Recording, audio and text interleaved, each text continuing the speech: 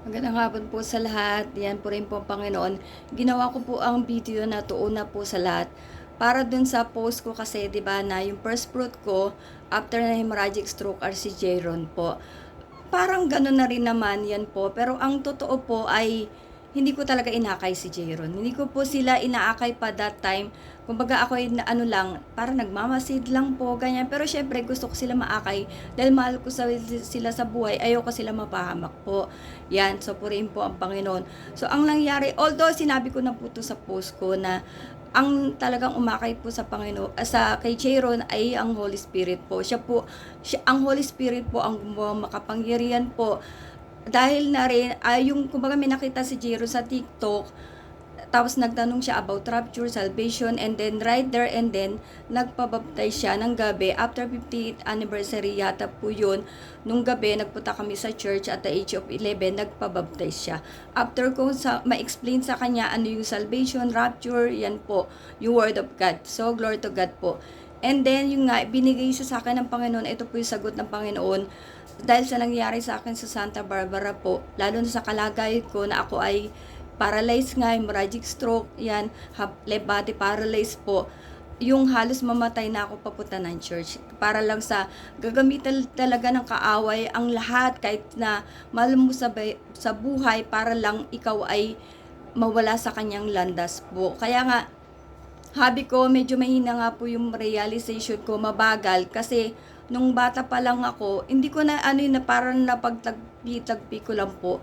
Nalaglag ako sa kanal, lahat ng anak ko pre-eclampsia po, and then yung jeep na sinasakyan ko, parang halos bumalay-balentong, parang ganon, yun po. Pero matalino yung driver.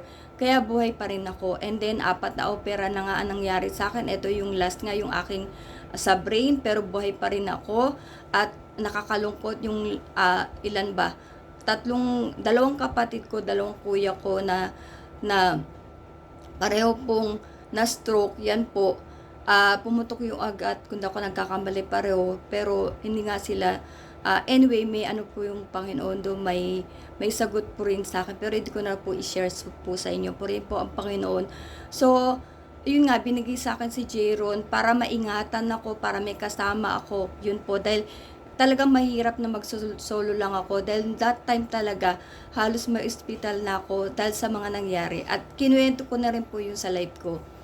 So, yun po. Medyo mainit, sorry po.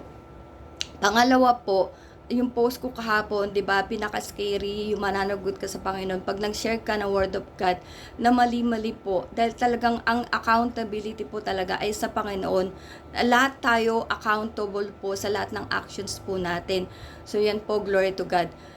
May nakita kasi ako na isang nire-share ng mahal ko sa buhay, yun yung nakakalungkot na kami nga na nasa PMC Support Watch or mga naglilingkod po sa Panginoon, ang pinaka-least talagang maniniwala sa'yo na ikaw ay tinawag ng Diyos ay ang pamilya mo. Yun yung pinakamahirap akayin po.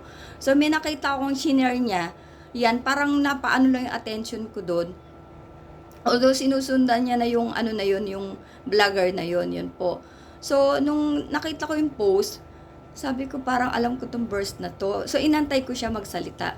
Nung narinig ko yung substance, sabi ko na nga ba, sabi ko, Hebrews 11:1 to.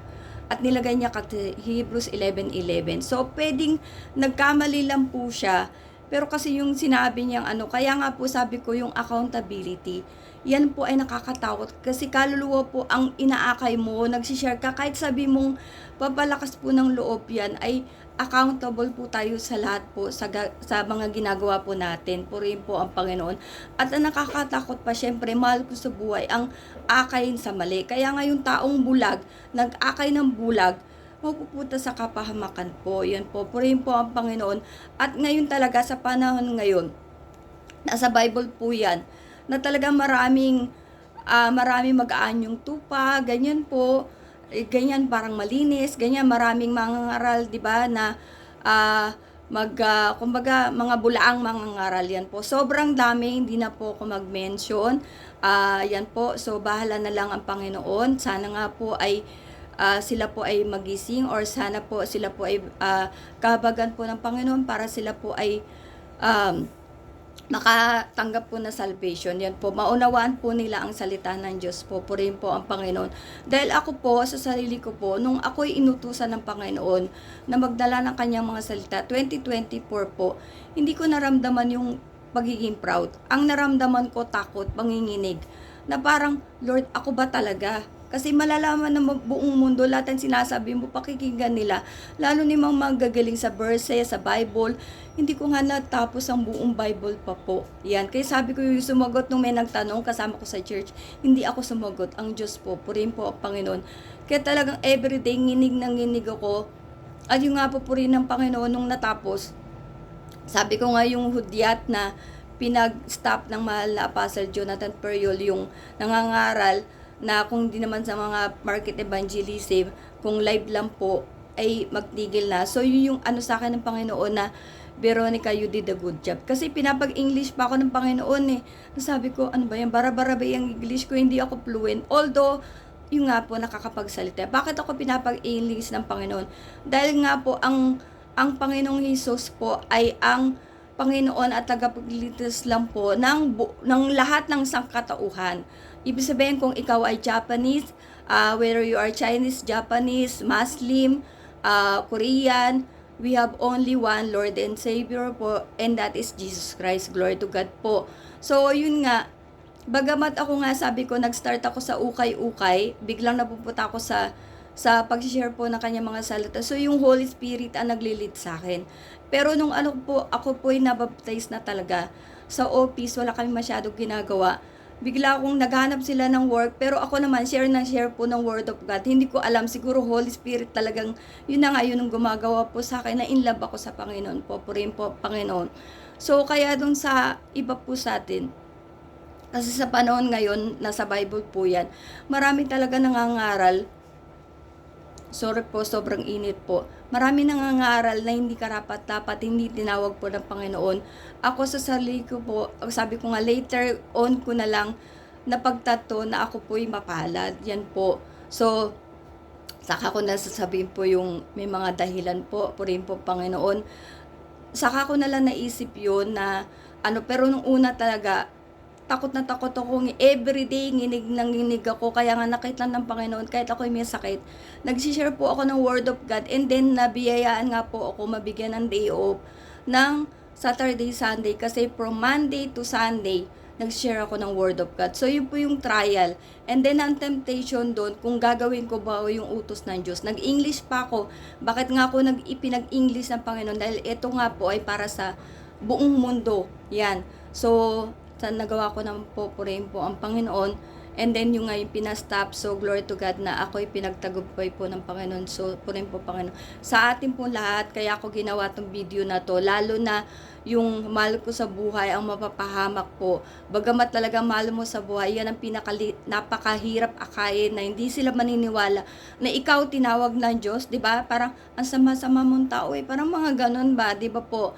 So although hindi ko talagang inaano na ako po talagang wala pa ako sa church, ay syempre hindi nga tayo, kumbaga marami tayong nagawang kamalian. Kahit naman ngayon, hindi mo sasabi matuwid ako, dahil pinaglalabanan ko yung galit, yan na minsan gagalitan ka talaga, gagawa ang kaaway para ikaw po ay magalit. So sa atin po, napakalaking accountability po ang mag-share ng Word of God.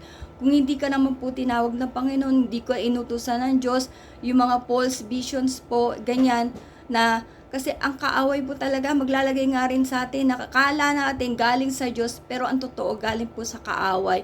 Yan po kasi tayo po yung nasa kawakasan na ng araw. Gusto ko lang pong basahin tong verses na to sa Acts 20:28-30. Keep watch over yourselves and all the flock which of the Holy Spirit has made you.